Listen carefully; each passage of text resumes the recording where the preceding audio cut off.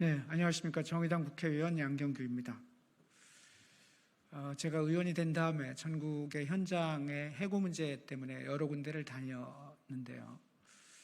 가장 많은 해고 사례가 사실 따지고 보면 용역업체, 소위 도급사업이 이전됨에 따라서 고용이 승계되지 않아서 발생한 해고 문제였습니다. 이 부분에 대한 입법화가 절실한 사정입니다. 오늘 저는 도급사업 이전에 따른 해고 제한법을 발의하겠다라고 하는 약속을 여러분 앞에 드립니다. 우리나라 노동관계법에는 간접고용 노동자의 고용보장을 의무화하는 규정이 없습니다. 고용노동부는 입법론으로 해결하기 전에 정부 가이드라인의 지도 권고를 통해 역할을 할 수 있다고 얘기합니다만 이는 현장을 전혀 모르는 소리입니다. 지난 2021년에 LG 트윈타워 청소노동자 농성을 기억하십니까? 정년 연장 등 과도한 요구가 문제라면서 사측은 노동자들을 근로계약 변경 과정에서 집단 해고했습니다. 이는 2011년 홍익대 청소노동자 집단 해고와 똑같은 사례입니다. 그 사이에 10년이 흘렀지만 10년이 지나는 동안에도 여전히 간접고용 노동자, 용역업체 노동자의 고용 승계 문제는 전혀 변하지 않고 있습니다. 어디 여기뿐이겠습니까? 오늘 기자회견에 참석한 많은 사업장에서도 이와 같은 일들이 벌어지고 있고 이 과정에서 정리해고라는 이름으로 고용 승계가 되지 않는 일이 허다하게 벌어지고 있습니다. 간접고용이 이처럼 판을 치는 이유는 무엇이겠습니까? 노동관계법상 사용자 책임을 회피하기 위해서입니다. 그 결과 사용자로서 부담해야 할 최소한의 비용마저 책임지지 않고 중간 착취로 인해 노동자와 사회가 고통을 받고 있습니다. 용역업체 변경으로 노동자들이 더 이상 고용 불안에 시달려서는 안 됩니다. 이번 근로기준법 일부 개정 법률안은 도급사업의 수급사업체가 변경되더라도 노동자의 권리 또는 의무를 승계하는 법입니다. 공동 발의를 추진하고 있습니다. 5월 국회에서 해당 법안이 활발히 논의되기를 기대합니다.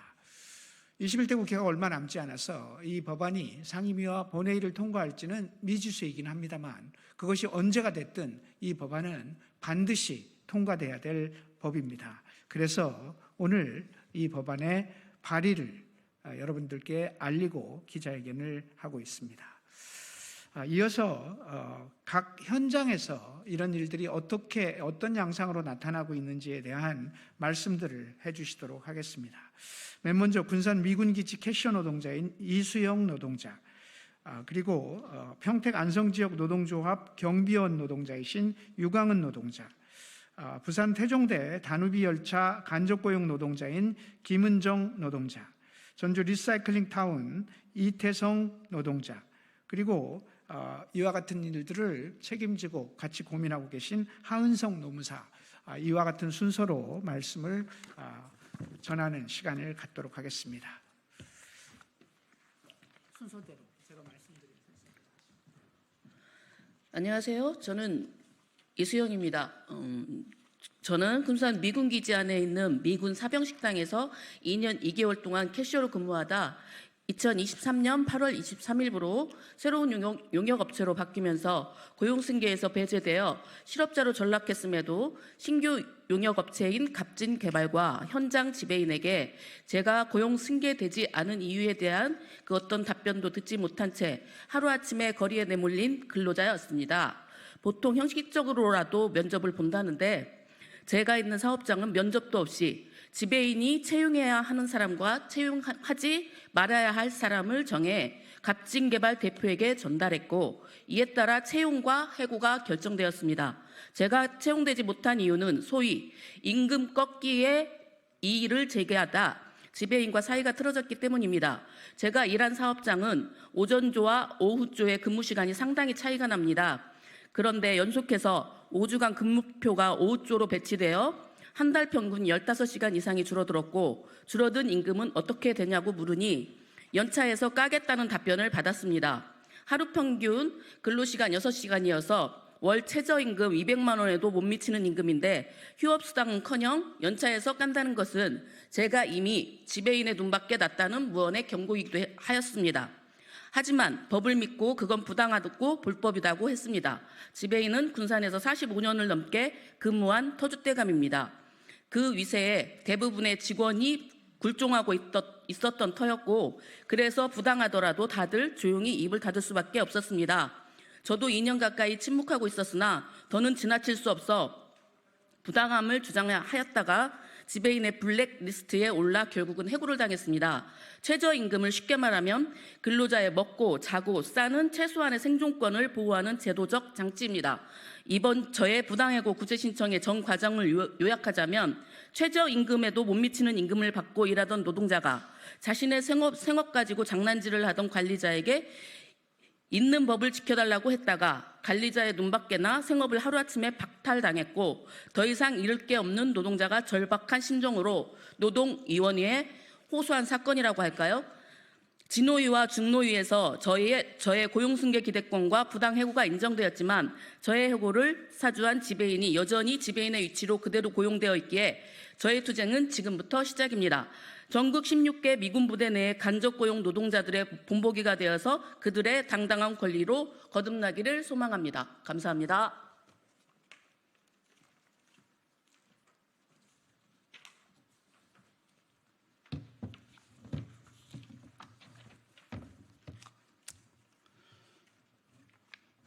네, 안녕하십니까.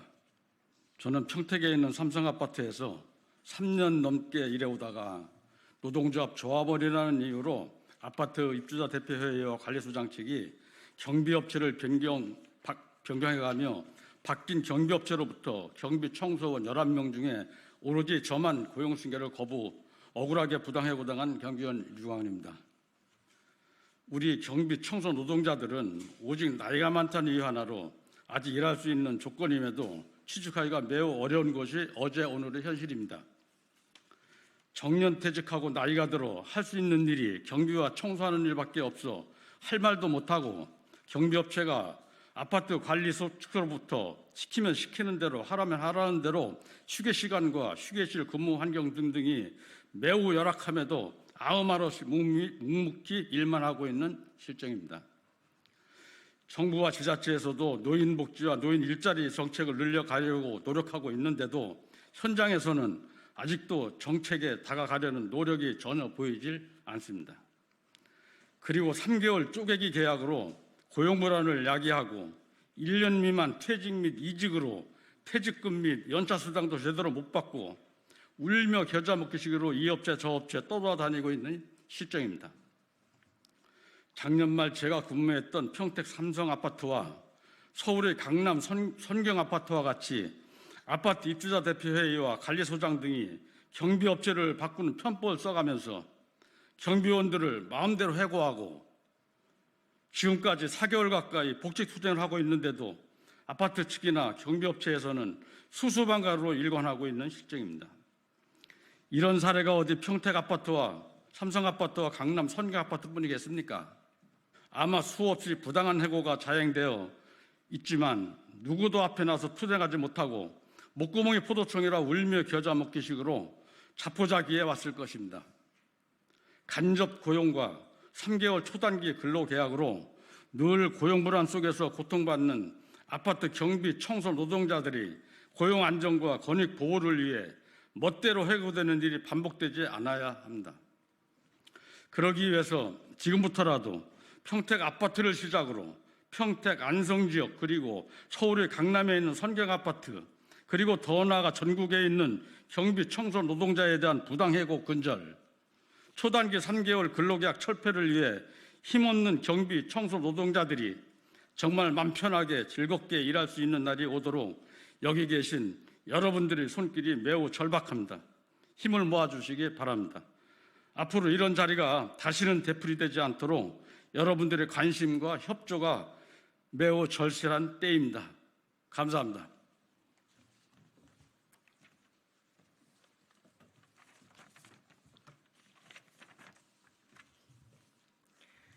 안녕하십니까. 저는 부산의 관광명소 중 하나인 태종대 유원지 다누비 열차에서 2016년부터 근무 중인 노동자입니다. 부산시 산하 공기업인 부산관광공사가 운영 중인 다누비 열차는 1년마다 입찰받은 용역업체가 바뀌면서 열심히 일하고도 매년 신입사원이 돼야만 하고 숙련도가 쌓여도 급여는 최저시급으로 매년 연차도 동일합니다. 그러다 보니 불안정한 고용 형태에 고용승계 과정 또한 공정하지 못해 노동자들은 연말만 되면 서로 눈치를 보며 노심초사할 수밖에 없습니다. 그러던 차에 저희 노동자는 전국민주 일반노조에 가입해 고용승계와 퇴직금 지급을 요구했지만 회사와 반대되는 쟁의 행위를 했다는 이유로 급기야 2024년 1월 1일자로 6명의 노동자가 고용승계가 되지 않아 부당하게 해고가 되었습니다. 해당 용역업체가 인원을 줄인 특별한 사정으로 말한 것은 부산관광공사의 위탁관리 용역 가업지시서상의 인원이 줄었다는 이유였습니다. 분명 저희는 매년 용역업체만 바뀔 뿐 동일한 장소에서 동일한 업무를 수행하고 있고 짧게는 1년, 오래된 노동자는 9년 가까이 일하고 있으며 여러 차례 고용이 승계되었던 가능이 존재하고 고용 승계에 대한 신뢰가 형성되었기에 근무하는 노동자들의 갱신 기대권 또한 인정받아야 할 것입니다. 하지만 현실은 그렇지 못한 것이 사실입니다. 비단 관광공사뿐만 아니라 용역 노동자들을 채용하는 모든 공공기관 및 공기업들이 정부의 용역 근로자 보호 지침과 근로조건 이행 확약서, 입찰 공고 및 위탁관리 용역 가업 지시서에 명시되어 있는 고용 승계를 권고사항이나 유명무실한 법제도가 아닌 강제성 있는 법으로 만들어 용역 근로자들이 고용 불안이나 시달리거나 부당하게 일자리를 잃지 않도록 여기 계신 위원님들의 해안과 중지를 모아주시기를 간곡히 부탁드리는 바입니다.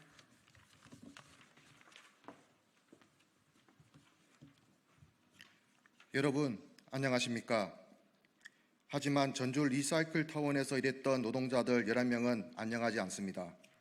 여기서 일했던 11명의 노동자는 2024년 새해 벽두부터 지난 8년 동안 일했던 직장에서 노동자 11명이 집단 해고가 되어 엄동설안의 칼바람을 이겨내며 한 계절이 지나 121일째 원직 복직을 요구하며 투쟁하고 있습니다. 전주 리사이클 타운은 전주에서 발생하는 음식물 쓰레기와 생활 폐기물을 처리하는 시설이고 민자 투자 사업으로 사업 시행자에게 20년간 시설 관리 운영권을 인정하고 이후 소유권은 전주시로 귀속되는 방식인데 전주 시민에게 반드시 필요한 필수 시설임에도 불구하고 이름도 생소한 민간 투자 사업으로 사업 시행자들의 불법과 편법을 자행하고 있는 것입니다. 지난 8년 동안 누구보다 더 땀을 흘리며 누구보다 잘 알고 누구보다 잘하는 전문가가 되기 위해 음식물 쓰레기의 악취와 음식물을 온몸에 뒤집어 써가며 헌신한 일터에서 왜 쫓겨나야만 했는지 매일매일 괴로워하고 매일 밤 억울함과 분노를 억누르며 잠들어야 할 일도 없었을 겁니다. 또한 가족들의 생계를 책임져야 하는 가장으로서 매일매일이 벼랑 끝에 매달린 것과 같이 엄습하는 막막함과 두려움에 떨지 않아도 되었을 것입니다. 하지만 전주시는 책임감을 느끼기는커녕 해고자들의 가슴에 대못만 박을 뿐이었고 해고자들은 불법을 자행한 사업 시행자들에게 공동운영사라는 탈을 씌워 전주시가 운영사 변경을 하면서 면죄부를 발행하는 행태를 보며 치가 떨렸습니다. 민간 자본에 단호한 말한마디 못했던 전주시가 해고된 자신들에게 찾아와서는 끊임없이 이것 말고는 방법이 없다는 듯 생사 여탈에 대한 양보를 하라며 이미 자신들은 최선을 노력을 다했다고 설득할 때는 치솟는 화를 참기 어려웠습니다. 사업 시행자 그리고 전주시는 모두 자신들은 어떠한 책임도 없다고 주장했으나 전북 진호위는 부당해고를 인정했습니다. 지금이라도 전주시는 자신들의 무책임함으로 거리에 내몰린 노동자들의 사회기반 시설의 민간 자본에 소나기에서 내맡기면서 막대한 사회적 비용을 감내하게 된 전주 시민들에게 향해 고개 숙여 사과해야 됩니다. 또한 해고자들의 원직 복직이야말로 전주 리사이클의 정상화 첫걸음입니다. 지금이라도 해고자들의 복직을 위해 전주시는 할 수 있는 모든 역할을 다할 것을 촉구합니다. 그리고 이번 사태의 근본 원인인 주무관청으로서 관리감독 책임을 다하지 않은 자신들에게 있음을 인정하고 불법이 온상이 된 전주 리사이클타운의 민간 투자 사업을 중단해야 합니다. 투쟁은 벌써 4개월이 넘어가고 있습니다. 사필 규정이라는 마음가짐으로 오늘은 오늘의 투쟁을 그리고 내일은 내일의 투쟁을 이어나갈 것입니다. 해고자들의 절박한 목소리가 울려 퍼질 수 있도록 투쟁해 나갈 것입니다. 감사합니다.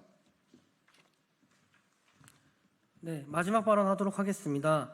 앞서 보신 것처럼 오늘 이 자리에는 전국 각지의 노동자들이 자신의 권리를 찾기 위해서 모였습니다. 이 노동자들이 모인 이유는 단순해서 오히려 비장합니다. 물가 상승률에 맞는 임금 인상을 요구하거나 높은 성과급을 요구하는 것도 아닙니다. 단지 내가 일하던 그곳에서 계속해서 일할 수 있는 권리, 그 권리를 보장해달라는 것입니다. 간접고용제도 하에 용역업체 변경이라는 자신의 책임 없는 사유로 직장을 잃고 한순간에 내쫓기는 것을 막아달라는 것입니다. 근로기준법 제23조 제1항은 사용자의 해고에 정당한 이유를 요구하고 있습니다. 정당한 이유 없이 해고하지 말아달라는 이 당연한 요구가 간접고용이라는 외피를 두르면 무리한 요구로 탈바꿈하거나 법원 판례와 해석론에 의해 때로는 어떤 판사나 공익위원을 만나느냐에 따라서 결론이 달라지고 나의 신분이 달라집니다. 그러다 보니 현장 소장의 눈밖에 나지 않기 위해 부당함을 감수하고 보이지 않는 곳에서 눈물을 삼키며 사용자의 각종 불법 행위들을 용인하게 됩니다.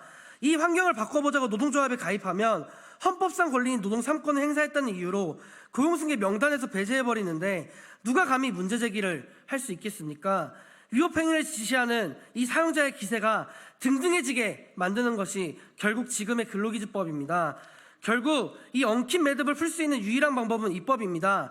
2011년에 홍익대 청소 노동자 집단해고에서부터 10년이 지난 2021년 LG 트윈타워 집단해고 사건, 그리고 이후 3년이 지난 지금에도 이어지는 군산 미군기지, 평택 아파트, 부산 태종대, 전주 리사이클링 타운에 이르기까지 수많은 노동자들이 입법의 공백으로 인해 눈물을 쏟으며 거리로 나오고 있습니다.